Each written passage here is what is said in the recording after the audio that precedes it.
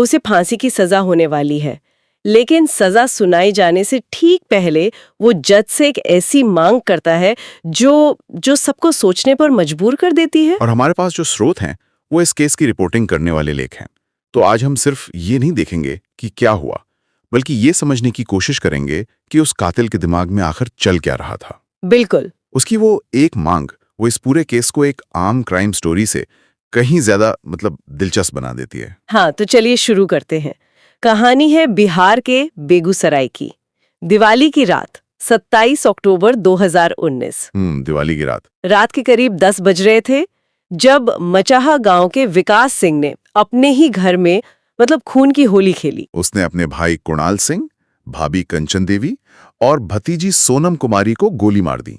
तीनों को एक झटके में 3 जानें चली गईं। लेकिन इस कहानी में एक ऐसा मोड़ है जो किसी फिल्म जैसा लगता है।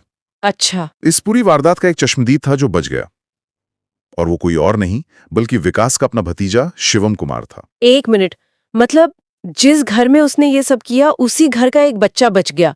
ये कैसे हुआ? हुआ ये कि जब विकास सिंह तीनों की हत्या करके घर से निकल रहा था तो दरवाजे पे ही उसे शिवम मिल गया। अरे! शायद वो बच्चा कुछ समझ पाता उससे पहले ही विकास ने उसके सीने पर पिस्टल सटा दी और ट्रिगर दबा दिया। रुकिए, उसने बच्चे को भी मारने की पूरी कोशिश की? पूरी कोशिश, लेकिन जिसे कहते हैं ना, जाको राखे साइयां मार सके ना कोई।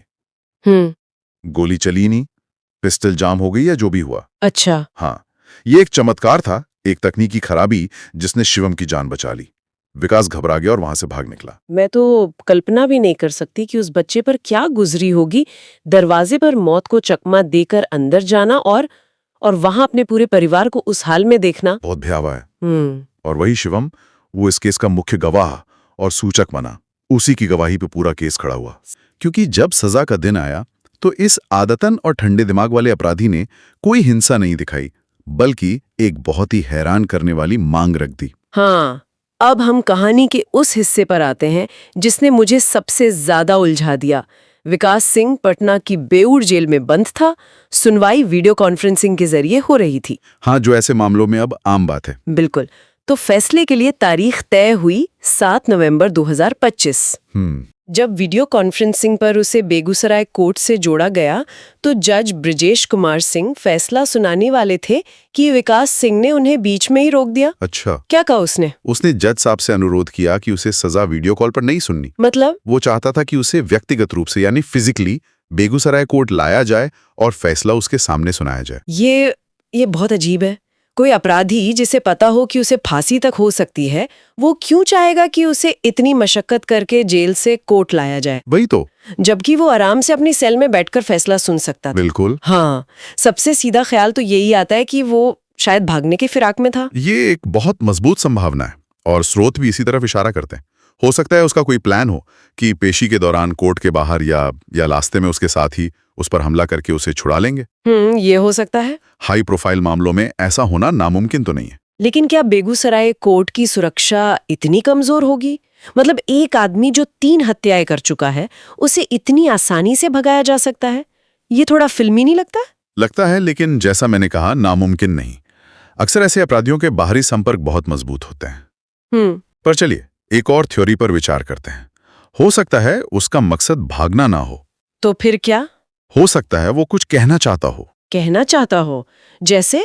कोई आखिरी बयान। हाँ, सोचिए, एक भरी अदालत, मीडिया के कैमरे, जज सामने बैठे हों, वो उस मंच का इस्तेमाल शायद अपने पक्ष में कुछ कहने के लिए या किसी और को फंसाने के लिए या फिर बस सिस्टम का मजाक उड़ाने के लिए करना चाहता हो। ये भी एक एंगल है। एक वीडियो कॉल में वो ड्रामा और वो असर पैदा नहीं हो सकता। सही बात है।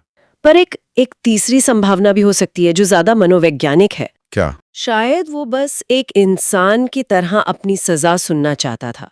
अपनी जिंदगी के सबसे बड़े फैसले को एक स्क्रीन पर एक वेबकैम के जरिए देखना उसे शायद मंजूर न हो। ये एक बहुत दिलचस्प विचार है कि शायद वो जज की आंखों में देखकर उनकी आवाज में वो शब्द सुनना चाहता था जो उसकी मौत का फरमान थे। हाँ, एक तरह से वो उस पल की वास्तविकता का सामना करना चाहता था, उसे डिजिटली अनुभव नहीं करना चाहता था। बिल्कुल। ये दिखाता है कि चाहे कोई कितना भी बड़ा अपराधी क्यों ना हो, आखिर में मानवीय पहलू कहीं ना कहीं जिंदा रहता है। और सबसे हैरान करने वाली बात तो ये है कि जज ने उसकी ये मांग मान ली। सच में? हाँ। उन्होंने ब्यूर जेल के सुपरिटेंडेंट को आदेश दिया कि विकास सिंह को अगली तारीख यानी 14 नवंबर 2025 को अदालत में पेश किया जाए। ये अपने आप में असाधारण है। बिल्कुल, ये हमारी न्याय प्रणाली के उस पहलू को दिखाता है जहां एक जज एक दोषी के अनुरोध का भी सम्मान करता है। सही। शायद जज को भी लगा हो कि न्याय होते हुए दिखना भी चाहिए, और एक स्क्रीन के आर पार शायद वो गंभीरता महसूस नहीं होती। लेकिन कहानी में एक और पेंच था। 14 नवंबर को जेल प्रशासन विकास सिंह को बेगूसराय कोर्ट में पेश कर ही नहीं सका। अरे, कोई प्रशासनिक या सुरक्षा कारण बताए गए होंगे? शायद। जज ने फिर से कोशिश की। उन्होंने ब्यूर और बेगूसराय दोनों जेलों के सुपरिटेंडेंट को आदेश दिया कि आपस में तालमेल बिठाकर आरोपी को पेश किया जाए। और फिर? नतीजा फिर वही रहा, उसे कोर्ट नहीं लाया जा सका। तो मतलब जज चाहता था, अपराधी चाहता था, लेकिन सिस्टम उसे लाने में नाकाम रहा। हाँ, ये तो विडंबना है। बिल्कुल।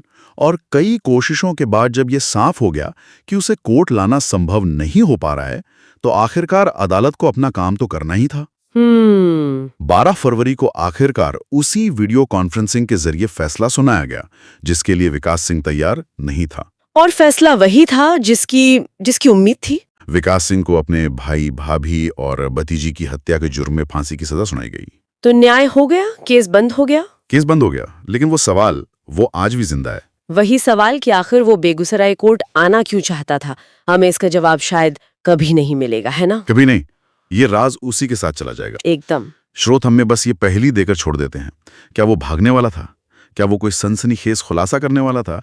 या वो सिर्फ अपनी मौत के फरमान को इंसानी आंखों के सामने बिना किसी टेक्नोलॉजी के पर्दे के सुनना चाहता था? हम सिर्फ अनुमान लगा सकते हैं। बस अनुमान। तो आज हमने बेगूसराय के इस ट्रिपल मर्डर केस की परतों को खोला। हमने देखा कि कैसे एक आदमी अपने ही परिवार का दुश्मन बन गया और एक के बाद एक हत्याएं करता गया। और हमने उस अनसुलझे सवाल पर भी गौर किया जो तकनीक और न्याय के रिश्ते पर एक बड़ी बहस छेड़ता है। एक कैदी जो अपनी जिंदगी के सबसे अहम पल को तकनीक के माध्यम से अनुभव करने से इनकार कर देता है। ये हमें गहरे विचार के साथ छोड़ जाता है, और ये वो विचार है जो सिर्फ इस केस तक सीमित नहीं है। सही बात है।